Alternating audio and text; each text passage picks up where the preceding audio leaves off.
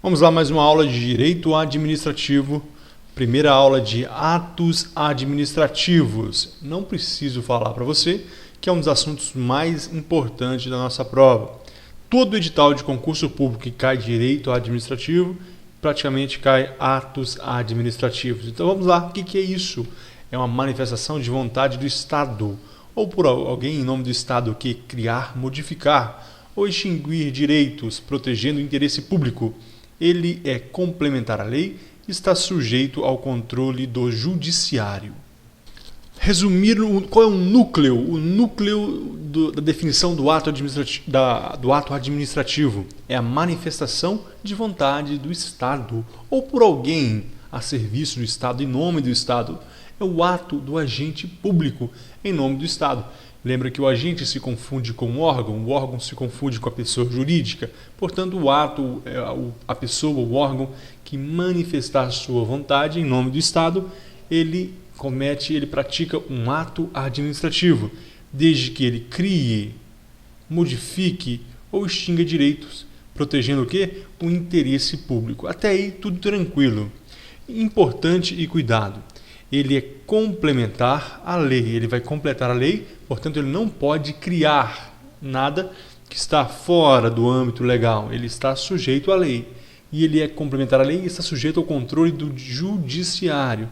Cuidado, nós sabemos que em direito nada está excluído da apreciação do judiciário, lesão nem ameaça de direito está excluído da apreciação do judiciário. No entanto, o judiciário não revoga ato administrativo. Guarde isso, porque nós veremos que o judiciário pode rever em determinados casos os atos administrativos. Rever é diferente de revogar. Rever, revisar, revisão. Revogar, revogação. Então, no que tange à legalidade e não no mérito. Nós veremos daqui a pouco, vai ficar tranquilo. Vamos ainda nos conceitos. É toda manifestação unilateral da administração pública que, agindo nessa qualidade, tenha por fim imediato adquirir, resguardar, transferir, modificar, extinguir ou declarar direitos ou impor obrigações aos administrados ou a si própria. É a definição de Eli Lopes Meirelles. Eu disse que é toda manifestação unilateral, porque se fosse bilateral, não seria ato administrativo, e sim contrato administrativo. Portanto, é unilateral o ato, e o fim é o que? Adquirir, resguardar, transferir, modificar, extinguir, declarar direitos. É toda manipulação do direito que envolve o poder público. Olha, embaixo aí, em sentido estrito e concreto, ou melhor, em sentido estrito é concreto e unilateral. Essa definição que nós lemos logo acima é a definição ampla de Eli Lopes Meirelles. Mas ele mesmo fala que, em sentido estrito, o que é o ato administrativo? Ele é aquela manifestação da administração pública concreta e unilateral. Se for bilateral, não é ato, é contrato. Até aí, sem problemas. Nós temos que entender que existe uma diferença entre fato e ato, fato jurídico e ato jurídico, fato administrativo e ato administrativo. O que é fato? O fato é um acontecimento no mundo em que vivemos. Exemplo, nascimento ou morte de alguém. Qualquer acontecimento no mundo é um fato. A folha caiu, é um fato, é um acontecimento qualquer no mundo. Agora, esse fato pode ser jurídico. Olha, quando esse fato gera efeitos para o mundo jurídico, nasceu alguém, portanto surge uma personalidade jurídica. Quem já estudou direito civil sabe lá que no Código Civil tem a personalidade jurídica. Aí quando começa a personalidade jurídica do nascimento com vida, mas a lei garante o direito do nascituro. Então, quando nasce, tem um acontecimento no mundo em que vivemos, esse acontecimento pode ser um fato jurídico. Por exemplo, aqui nasceu uma personalidade jurídica, surge uma personalidade jurídica. Agora, esse fato também pode ser administrativo. Além de produzir efeitos no campo jurídico, também gera efeitos na esfera administrativa. Exemplo, morte do servidor gera vacância. Sim. Então, um fato ele pode ser um fato jurídico e pode ser um fato administrativo.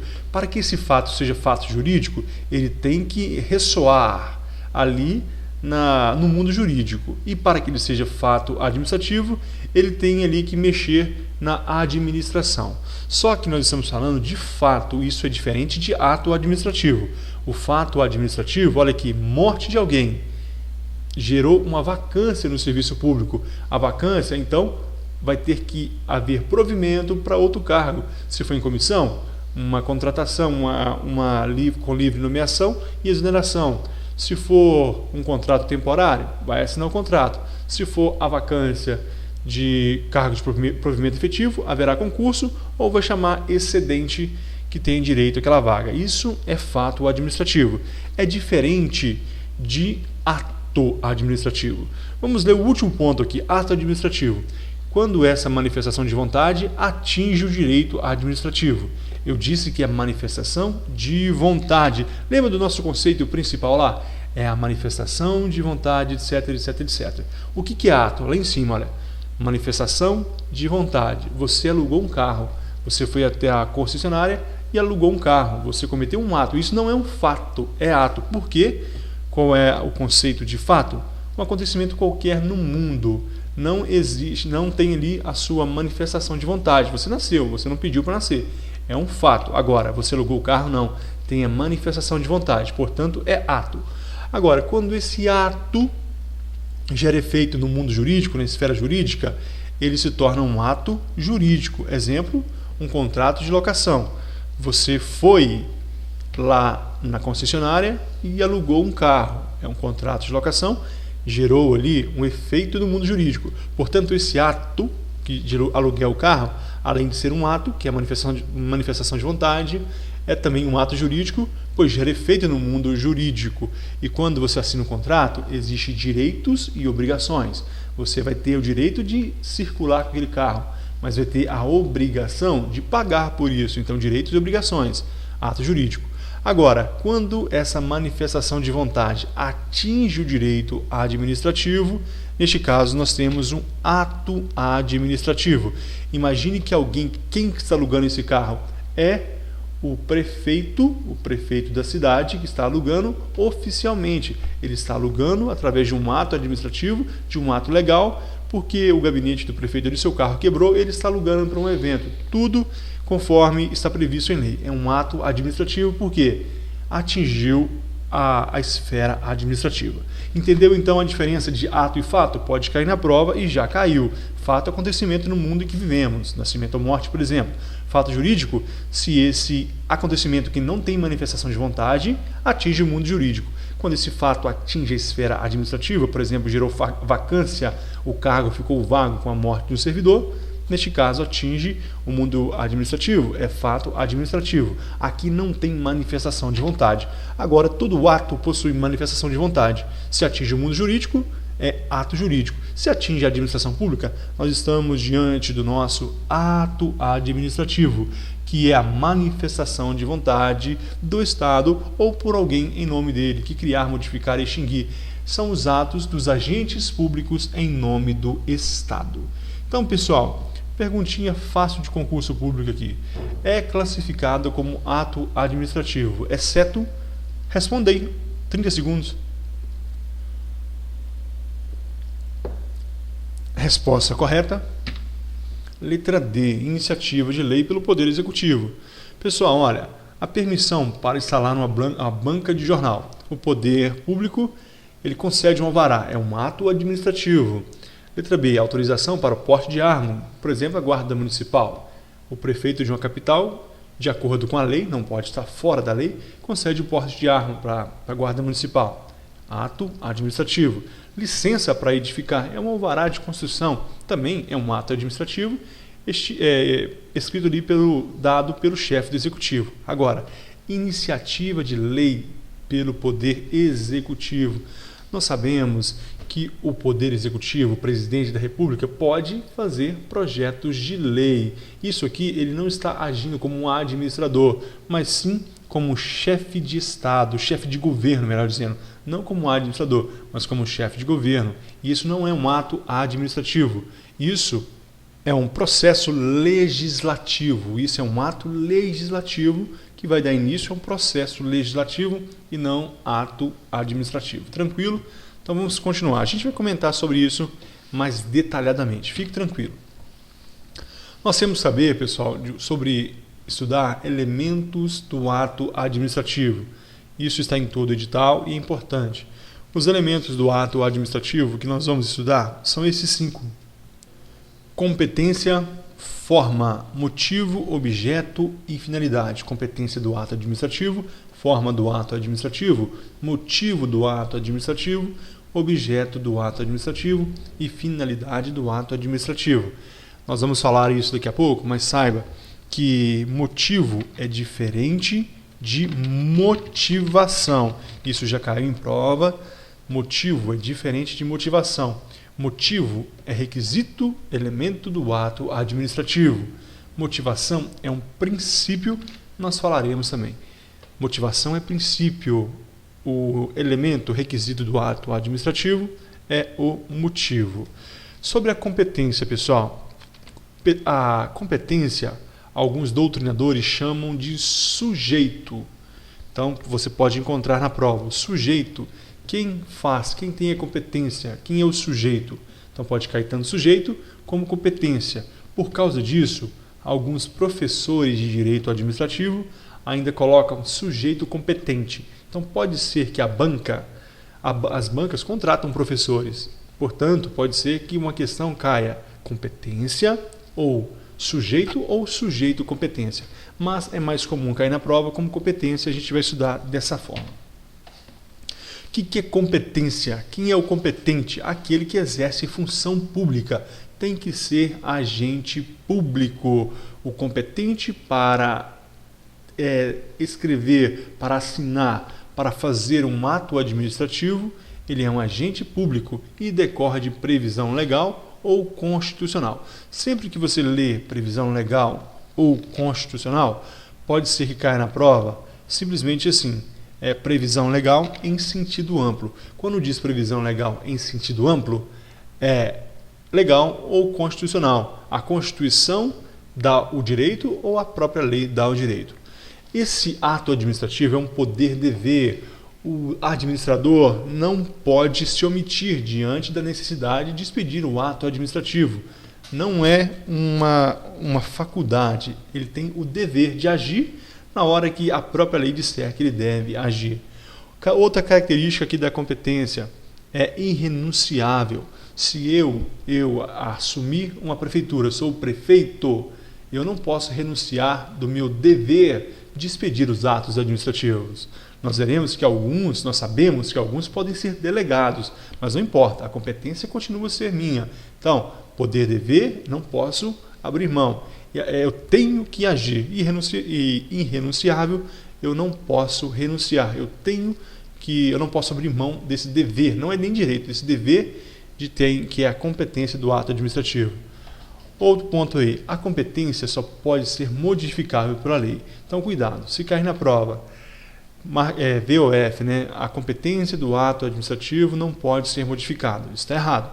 Ela pode ser modificada se a lei modificar. Por exemplo, a competência para um provimento de cargo público é o chefe do executivo em regra, mas pode vir uma lei e dizer que será, a partir de agora, a competência para provimento de cargo será o secretário de administração, será do secretário de administração ou será do chefe de gabinete. Portanto, a competência pode ser modificável pela lei. Não admite transação. Na prova pode cair assim, não admite transação. O que é essa transação? Negociação. Não é negociável. Essa mudança só pode haver por lei. Não pode haver, portanto, negociação de competência. E esse direito é imprescritível. Esse dever de competência é imprescritível. Imagine que numa prefeitura de um município pequeno ficou 20 anos sem ter um concurso público. Aí há um concurso público ali e o prefeito, na hora de prover os cargos, aí alguém disse, não, 20 anos sem prover um cargo, esse direito prescreveu. Não, isso não existe, portanto, a competência é imprescritível. Então, características, poder-dever é irrenunciável, só pode ser modificado pela lei, não admite negociação, não admite transação. E saibamos que essa competência é imprescritível. Então, nós vimos já o primeiro elemento do ato administrativo, competência. Nós temos ainda sobre a competência, tem mais um detalhe, alguns detalhes. A improrrogável não admite prorrogação. No direito civil, quando o juiz é incompetente e ninguém alega, questiona, o juiz se torna competente. Aqui no direito administrativo, não. O que é isso? O juiz de direito, diante de uma ação, diante de um julgamento, quando tem algum parente, quando ele está envolvido indiretamente numa causa, ele tem que se declarar incompetente para julgar aquele caso, desde que seja lá no direito civil, nas ações civis. Só que se a parte interessada, acusação, defesa, não alegar a incompetência do juiz, não alegar, não questionar, o juiz se torna competente e aquele ato do juiz será válido. Aqui no direito administrativo, não. Se alguém que for incompetente fizer um ato administrativo, por exemplo, alguém ordenou uma despesa, alguém que não tinha competência foi lá e assinou uma liberação de dinheiro para determinado ato, e ele não era competente, aquele ato será anulável, aquele ato será nulo, a não ser que possa ser convalidado. Nós veremos o que é isso daqui a pouco. No direito administrativo não admite prorrogação, é improrrogável. O que acontece no direito civil não acontece no direito administrativo. Admite delegação e avocação. A competência aqui, ela admite delegação e avocação. Ela pode ser delegada. Eu falei isso, mas aqui, olha, saibamos que é excepcional e justificada.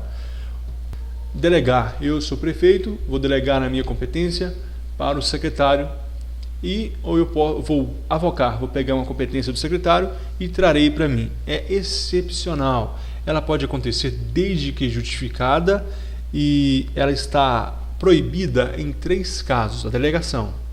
Por exemplo, a Constituição diz que existe matéria que é de competência exclusiva da União. Neste caso, ela não poderá ser delegada. Essa atribuição não poderá ser delegada. Para a prova, é só guardar que competência exclusiva é indelegável. Nós já sabemos disso. A letra B, para o exercício de atos normativos, portarias, decretos, então não se deve ser delegado essa função. E a letra C, para decisão de recurso administrativo. Ora, o presidente, imagine que o presidente nomeou ali um secretário para ser o presidente de um processo administrativo. Aí dá uma decisão e ocorre um recurso. Aí, dessa forma, o presidente está interessado na absolvição, delega ali um subordinado qualquer para decidir o recurso. Não, quem vai decidir o recurso é aquele que presidiu o processo e aquele que está hierarquicamente superior a ele. Portanto, não pode ser delegada. Então, para guardar para a prova, competência exclusiva, exercício de atos normativos e para decisão de recurso administrativo, a competência não pode ser delegada. E a avocação? Pode sim, a avocação pode, desde que justificada. Tem que ter o princípio da motivação. Eu vou justificar e vou avocar. Essa competência é do secretário, mas eu sou prefeito, eu vou avocar, vou justificar. Agora, delegação pode, sim, mas está proibido nesses 3 casos. Tranquilo? Então vamos seguir. Atenção, para a parte da doutrina não existe poderes administrativos vinculados ou discricionários, e sim atos administrativos discricionários ou vinculados.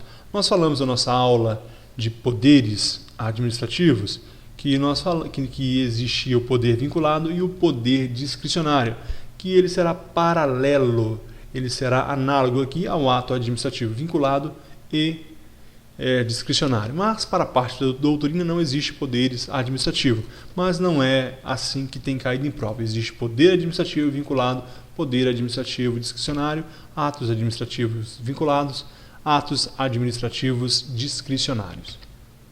Falamos de competência, agora vamos para o segundo elemento do ato administrativo, a forma.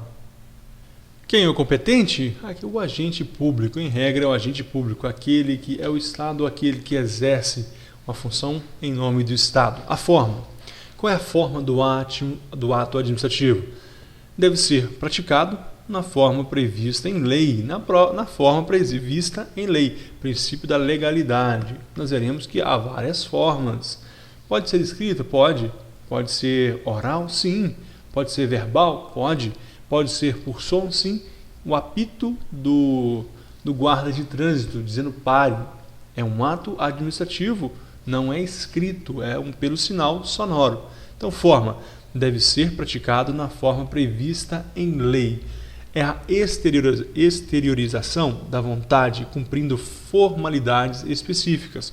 Portanto, ora, o ato administrativo, em regra, ele tem as suas formalidades. Exemplo, edital, para que haja um contrato administrativo, para que haja um concurso, tem que ter o edital. Diário oficial para publicar esse edital e para publicar também o contrato, para publicar os provimentos de cargo.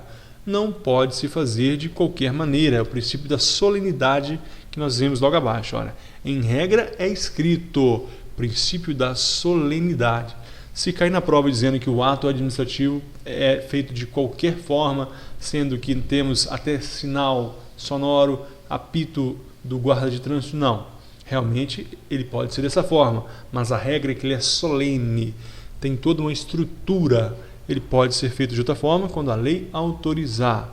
É precedido de processo administrativo. Guarde isso. O ato administrativo é precedido de um processo. Não há um ato administrativo surgido do nada. Existe um procedimento primário. E de onde virá esse procedimento anterior aí? Do princípio da motivação, que é o último ponto. Princípio da motivação, que é a coerência lógica que vai justificar o ato administrativo. É a coerência lógica. Então, vamos lá. Eu vou publicar um edital de convocação, é um ato administrativo, para contratar agentes de endemia para ajudar no combate à dengue. Então, qual é a motivação? Coerência lógica. Tem que haver um surto de dengue acontecendo ou na iminência de acontecer. Então, se está controlado, já faz 10 anos que não tem dengue, não existe previsão, eu vou contratar esporadicamente, então não existe a motivação. Eu feria motivação, eu feria essa coerência lógica que vai justificar o ato administrativo. É obrigatório o princípio da motivação. Guarde para a prova. Esse princípio da motivação é obrigatório. Deve estar expresso antes ou durante o ato, nunca depois. O princípio da motivação deve estar presente no ato administrativo, deve estar justificado, procedido de processo, antes ou durante o ato. Eu posso convocar, por exemplo, de imediato, agentes para combater, ajudar no combate houve um desastre, uma enchente destruiu a cidade. Eu contrato imediatamente ali, como nós veremos que isso é possível ali na lei de licitação, eu faço o contrato temporário e depois eu vou justificar, durante aquele momento eu vou justificar aquela contratação. Não, eu contratei porque eu precisava de agentes públicos para ajudar a salvar aquelas pessoas, para ajudar na alimentação, na construção de novas edificações para os abrigados. Aquilo foi emergencial, então durante o ato eu vou justificar, mas depois não, para a prova pelo menos. O princípio da motivação é antes do ato administrativo ou durante o ato administrativo. Terceiro elemento do ato administrativo, motivo. Nós vimos que a forma é a forma prevista em lei, ela é em regra escrito, mas pode ser de outra forma, como o gesto do guarda de trânsito com a mão, com apito, e tem que ter a solenidade e o princípio da motivação. Agora, o motivo é fato, mas fundamento jurídico que justifica a prática do ato. Exemplo, infração, aposentadoria. Como entender o motivo? Vou dar um outro exemplo aqui para ficar mais fácil. Licença paternidade. Você solicitou a licença paternidade. O chefe do executivo expediu um ato administrativo, publicou ali no Diário Oficial concedendo a sua licença paternidade. Qual é o motivo? O nascimento do bebê. Então, o motivo é o fato, mas o fundamento jurídico que justifica a prática daquele ato administrativo. Uma infração. Qual foi o motivo? Alta velocidade. embriaguez, infração de trânsito, né? Embriaguez, falta de cinto de segurança, concessão de aposentadoria. Qual foi o motivo? Atingir 35 anos de contribuição. Então, fato mais o fundamento que justifica a prática do ato administrativo. E o que é motivação? Motivação é diferente, é a coerência lógica que vai justificar o ato, que é aquela justificação antes ou durante o ato administrativo. Agora, o motivo não é o fato, é o fundamento jurídico que justifica a prática.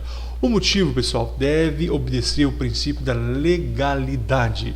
Tem que ser legal, tem que estar previsto em lei. Se extrapolar a lei, se for contrário à lei, esse motivo será irreal, será ilegítimo, será ilegal.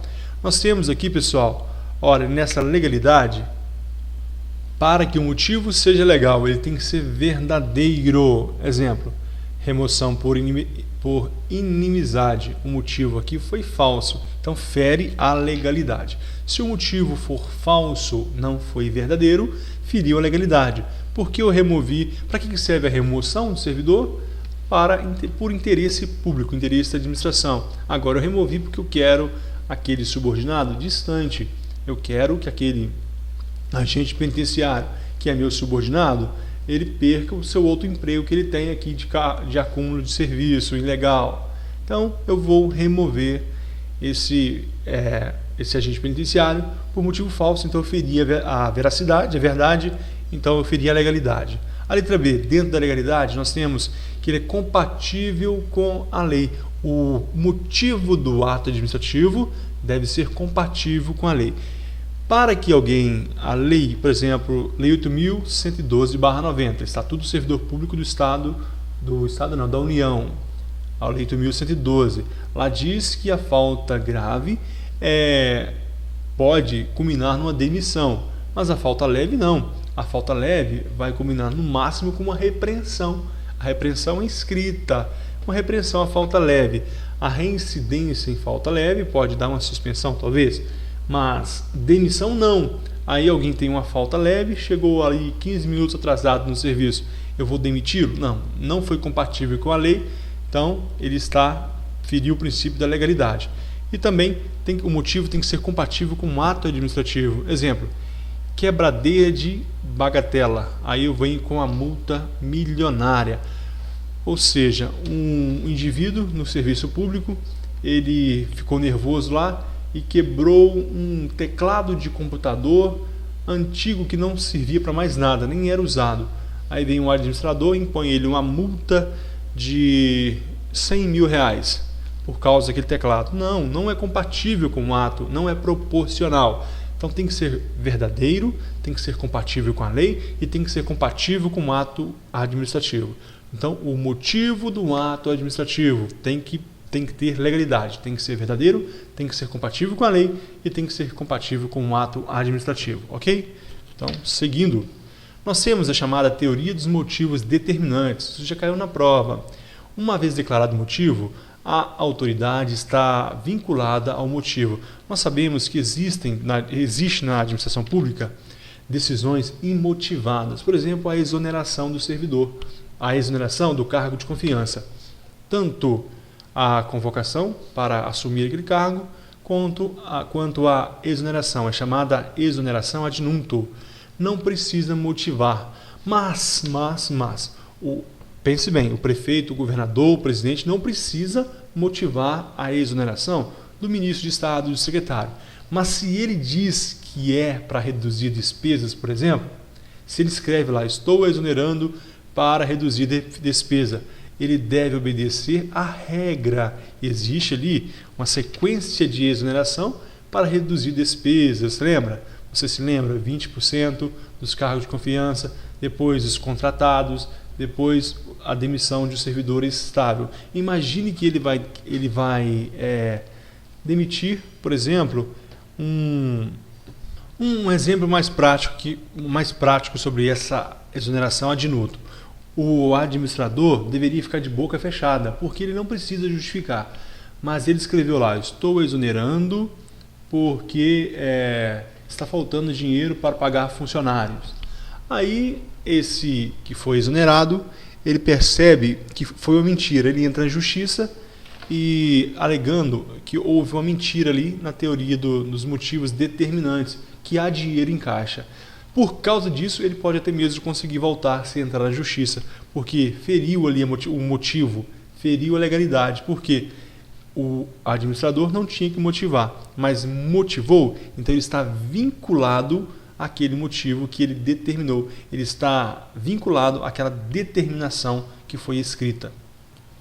Então nós temos aí sobre o motivo.